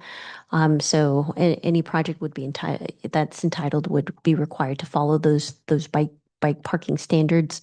The EV charging, that's actually something that is now typical for green building code requirements. And so there's EV charging that's dictated by the building code actually for requiring to have EV charging available in the community. As far as the nodes for where the along the park perimeter greenways have was that just me? Did I hear that? um, where those nodes are for to stop along the pathway. It's actually detailed out in the design guidelines, but perhaps maybe we can just in the next staff report point out where you can find that information. And then your last question was related to parkland obligations. So there's a couple of different policies that the city has related to park space and parkland.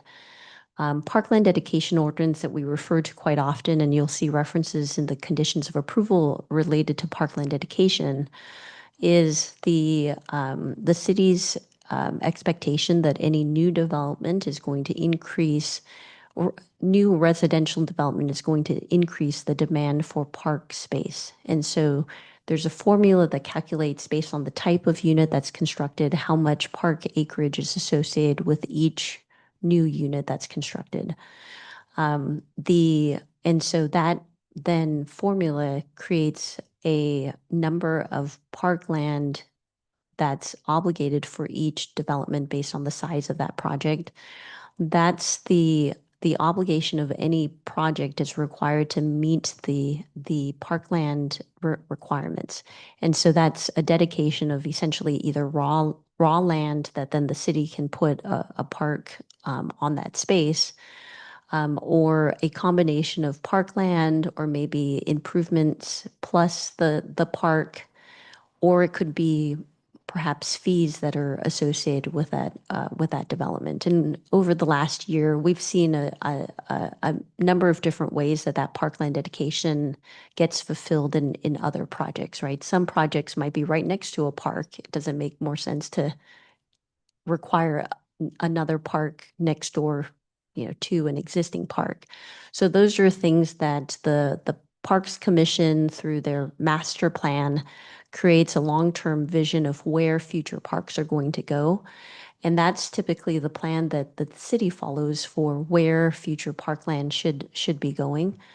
And the parkland dedication ordinance then potentially helps fund the long-term vision to implement the parks master plan. So with this project, it's conditioned to provide parkland or a combination of park and fees to fulfill that obligation of triggering more people using parkland.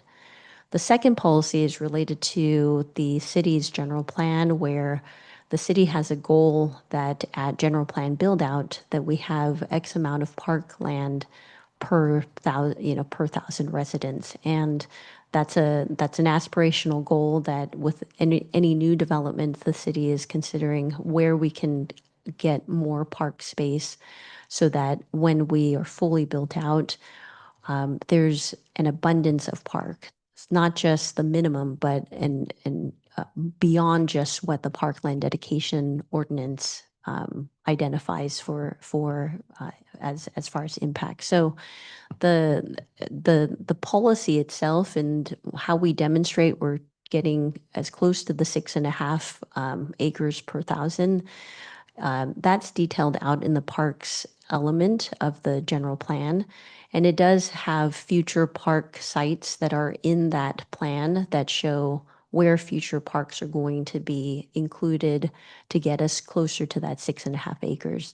One of those is going to be this 2.5 acre standard park that's being proposed because the land use was identified in the general plan document. We can then count on the 2.5 acres that's associated with this park to then go towards meeting that goal of the 6.5 acres. Okay. Thank you. Okay, sure. Other areas for our next meeting that you prefer some additional detail? Just like I mentioned, the traffic mitigation measures, specifically, it seems like the only physical one would be the restriping. And I know the conditions referred to the traffic study. So if we can, I talked to Cindy about this earlier, if we could just detail what those mitigation measures are within the conditions of approval instead of referencing the traffic study. I think that would just be a more streamlined and appropriate approach. The other thing is, as we know, as Sunset is looking at selling some of, the plans that they've had approved, the areas within the neighborhood district. So I know since this is close to the freeway and they did their air study and their noise study, that they found probably that they had to do some sort of STC windows and so forth, like the other projects that we've seen. So just for clarity's sake, when developers are someone's reviewing the project, they're probably not going to take a look at the noise study and read 100 and whatever pages are within that noise study. So it's just good to have that for clarity's sake, so the developer knows, instead of it being something that they don't know and then further, yeah. The other thing that came up was the stormwater areas. I know those areas are to the east, but that's why the multi-use trail is not passing through some of that green space on the east. So if you can just kind of go over that and just highlight briefly where those stormwater areas are for the project. And then the last thing that I just want to have like the city staff think about is, okay, so for these improvements that Orchards is presenting, so like the building perimeter and the park and the roundabout, is that going to be on Sunset Development? At what time and when can we hook them in to make those improvements? And that's all.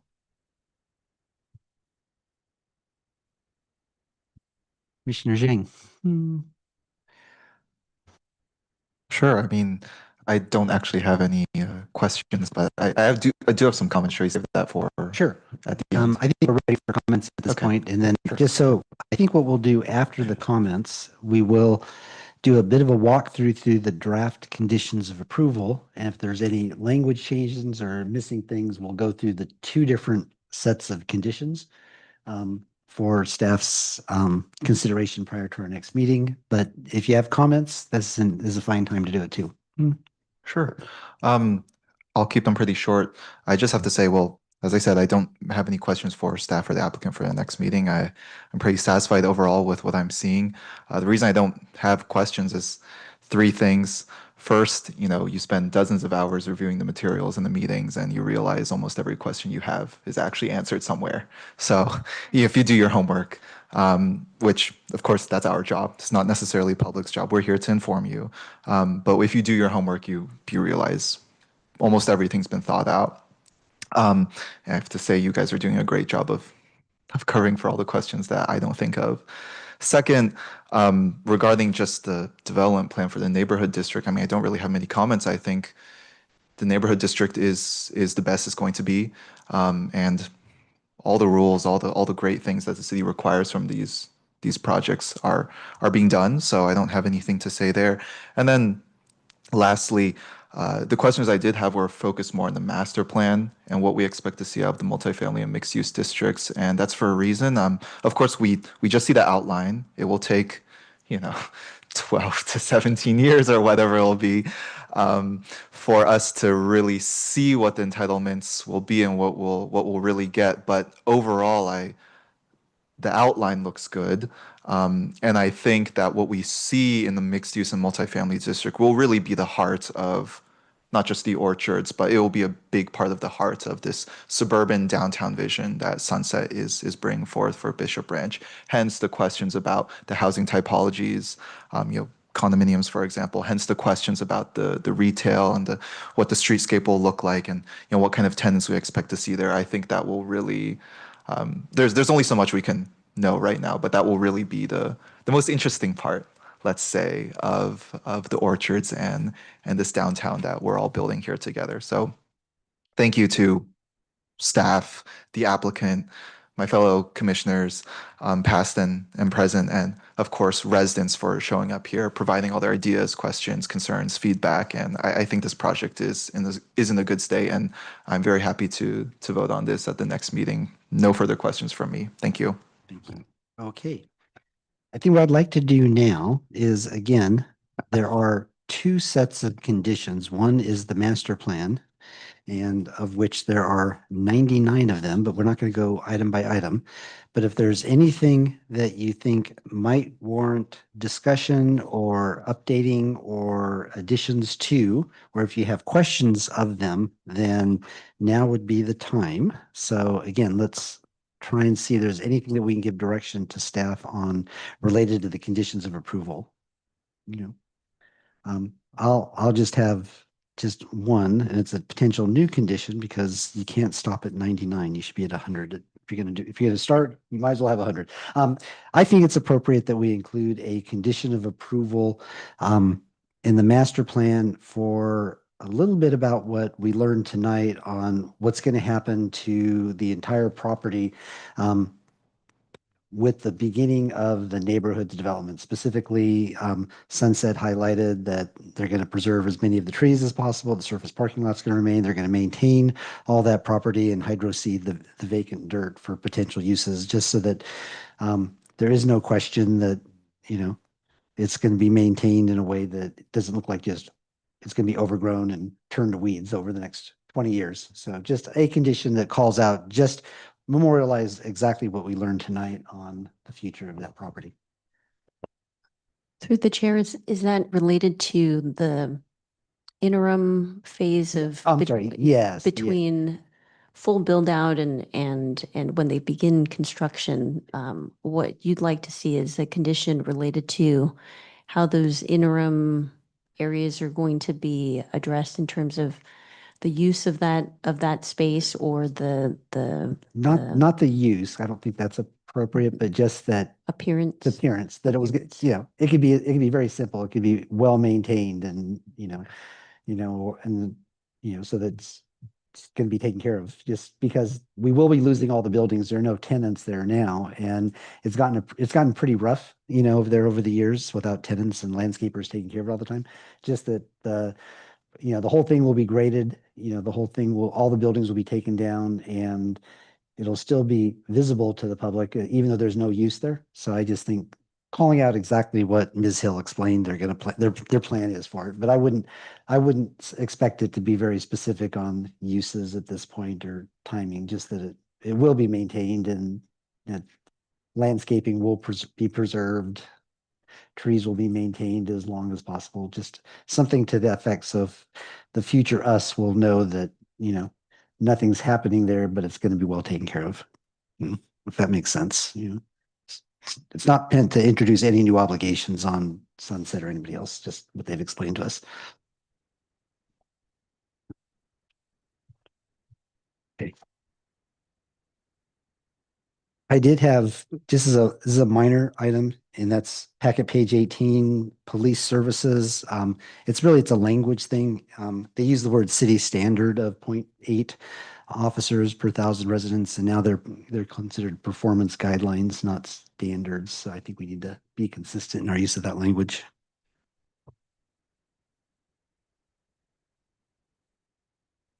Okay. Are there other conditions that were, and I'll go on to my next one, which I think is the same package, packet page 25. I should have asked this as a question, I think, and it's condition number 73. The applicant is required to survey employees, determine drive alone rate, and that's capitalized, so I assume that's a known term. It reads vague to me. Survey employees. Which employees are we asking them to survey? There's elsewhere. So I think we just clarify the language on that. It's a little bit vague.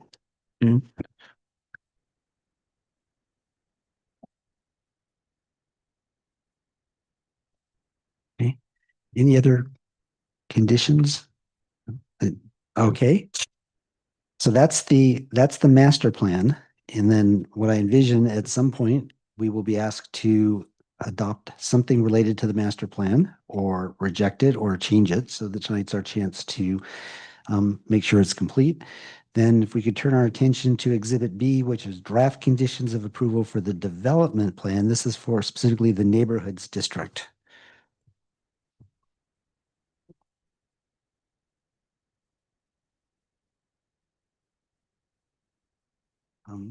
Commissioner Avila already called out the highlighting the specific traffic mitigation measures. This is captured in both of the two developments.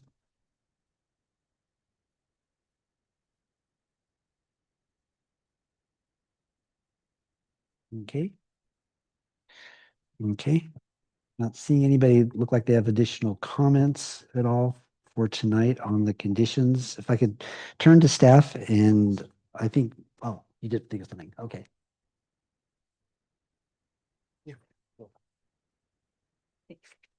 I'm on packet page 37. And it's item F, where it talks about guest parking. And so when I was reading through this, the question I wrote in the margin is, will the Eden housing overflow, since we know that their parking is limited, be considered guest parking in the neighborhood? Do we have any thoughts on that?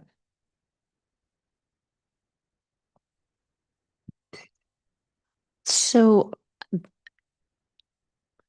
neighborhoods district is primarily single-family residential courtyard style alleyway loaded, and then also a townhome component.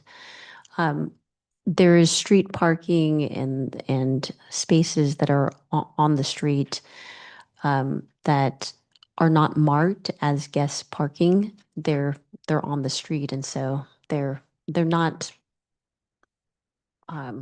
permitted type of they're not parking where you have to issue a permit to park on that street, I should say. So this is one of those standard conditions that we have in all of our conditions of approval. And so there may not actually be any guest parking to stripe and sign per se on the street. If we're talking about Eden, which has its own separate parking lot that's sort of associated with that development, that project has its own entitlement review, and it will probably have the same condition that's going to be applied to probably that project, where it will identify how guest parking is going to be allowed to be used.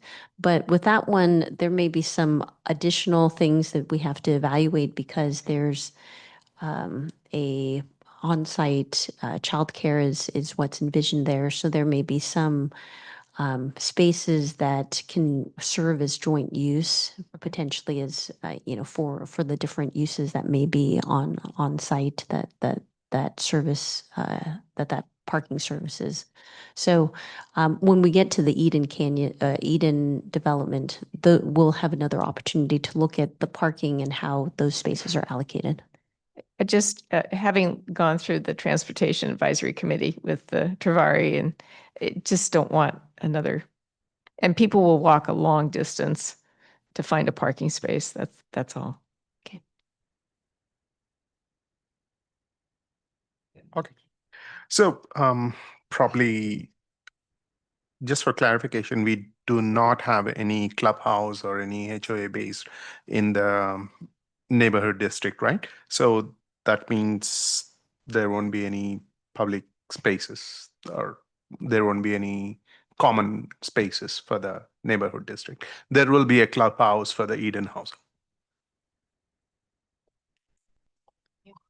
Community room or clubhouse.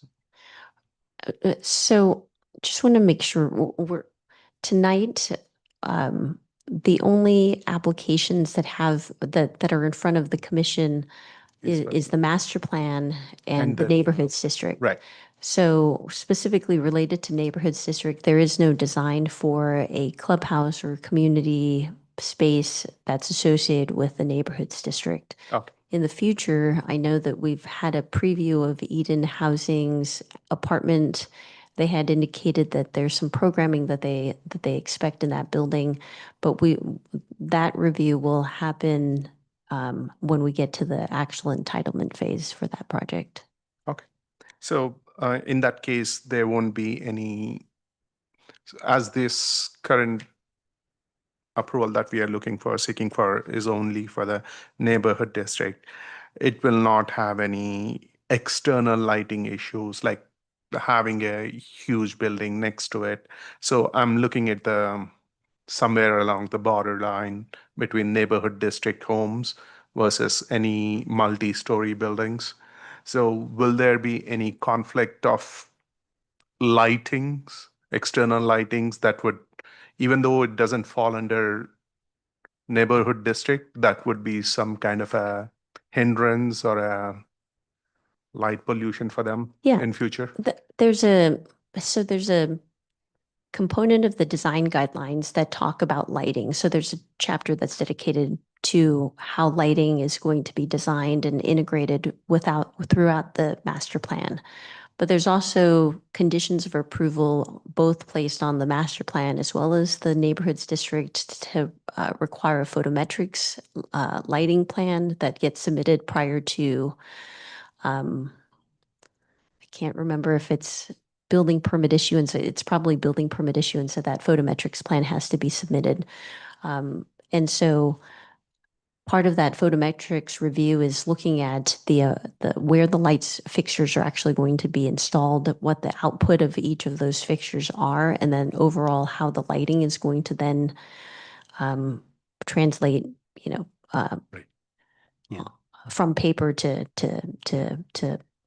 and seeing if there's any conflicts between the lights from one neighborhood to the next. So there's an obligation to evaluate it both from a safety perspective, but also from to make sure that there's no excess lighting that would spill So out. for the neighborhoods project, condition 98 speaks to the fact that there's a final lighting plan that needs to be approved by planning services and conform to the zoning ordinance, security ordinance, orchard design guidelines, up to and including a lot of details about, shielding the lights and the brightness and not impeding neighborhoods. But to your first question, there is not a community room or a community pool as part of the neighborhoods project.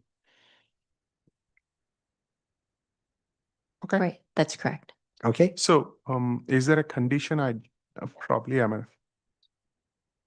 Yeah. Oh, page this is for 42, the- okay. 43, page 42. 54. yep, I got. I was looking at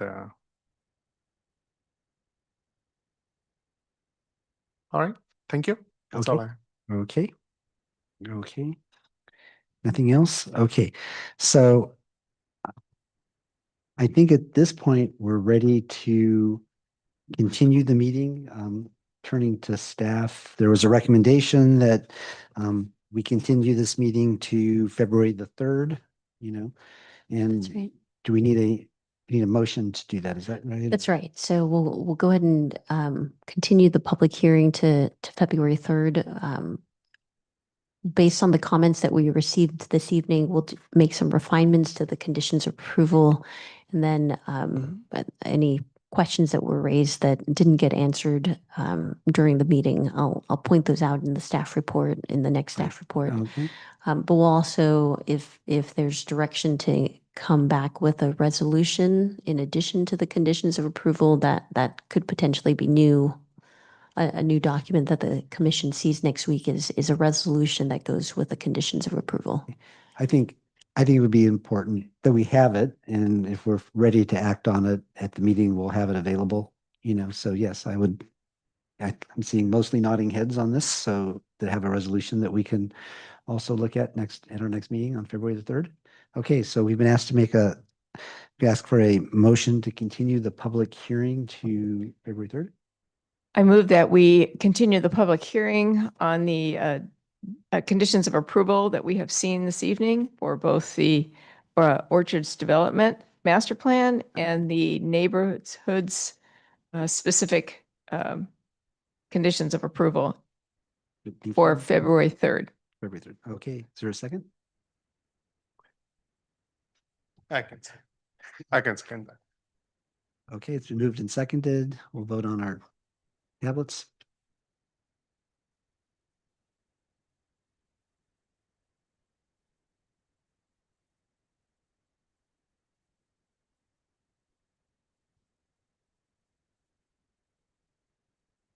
Okay, so it's been moved, seconded, and approved 5-0 to continue the public hearing to February the 3rd on this. Thank you all for comments. And I know we spent a lot of time over the holidays reading those thousands of pages. We didn't have time last time. So thank you all. And at this point, we'll turn to Commissioner comments. Did anybody have an opportunity to attend any committee meetings over the past month or so? I have a brief report from the Parks and Community Services meeting that was last week. And so I hope I get this right, Commissioner Levy. So they heard from the Arts Advisory Committee report, and they were very excited about the new activities that were coming. They talked about the Art and Wind Festival artwork. They have selected gallery works. They are working on public art. And then reviewing and updating what public art is. They talked about the cultural growth grants and that there is a 5-year plan to look at that, and that is designed to help cultural organizations that maybe need a little extra money, particularly if they're putting on an art show or a presentation. There's a little bit of money. There was a discussion about maintaining our public art. And then a little bit longer discussion again of the cultural arts grant program. The Parks Commission also had an arts summit that previously happened, and it was encouraged that they communicate with the participants the results of the summit, because that was also good for outreach.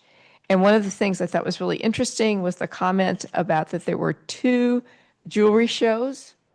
I didn't know we had them, but they were apparently very well attended, and they offered a venue that has not been used before. It so addressed some of our community members, and they were very excited about that.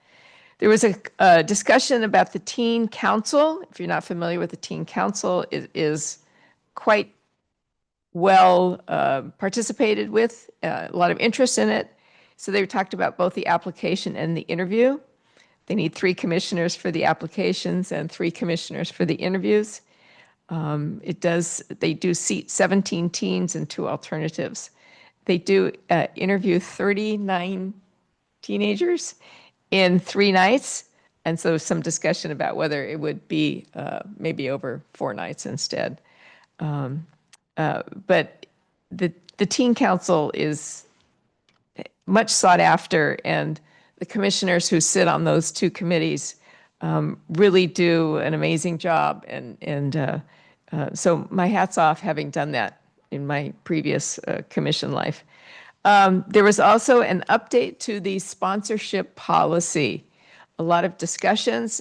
Interestingly, there are 56 factors to assess the priority system for facilities. Holy smokes. So they went through that and explained it. I know there was public comment dealing with the swimming program and challenges with that. Director Perez Alonso, I think I said it correctly, talked about the spring summer guide is coming in color. They're very excited about that. The Trails Master Plan feedback is being collected. There is a teen leadership program. There are 23 teens have done 237 hours of volunteering as part of that program, which is pretty remarkable for our youth. They're also teaching lifeguarding classes, water safety classes. So there's a lot of good work happening with our youth in our city. Toys for Tots collected over 5,000 toys this year. Very excited about that. And that announced that the parks budget was approved. Yay, so they have money to spend. All right, so that's a very brief, but it was a very interesting meeting. So thank you to the Parks Commission. Okay. Any other commissioners attend meetings? No, no. Okay, so I just have one quick little announcement at the city council. They did approve the development agreement for the Canopy/Bishop Ranch 8 project, which we saw. So that did move forward. They did discuss our comments and they did adopt the DA at that meeting. So I will now turn to staff for future. So next regularly scheduled meeting is February 3rd. Currently, we just have the one item that was continued this evening to February 3rd. We don't anticipate any additional items for that meeting. And potentially maybe even the second meeting in February. We don't currently have any items that are scheduled just yet for that meeting. So may have a lighter February after such a heavy winter. Yes, okay. Well, don't plan the cruise for the second meeting in February because if we're not ready to do something with the orchards on the 3rd, we'll have the second meeting in February to Yeah. continue our work. That's right. Okay, with that, I'll go ahead and adjourn the meeting tonight at 8:06 p.m. Thank you all. Oh,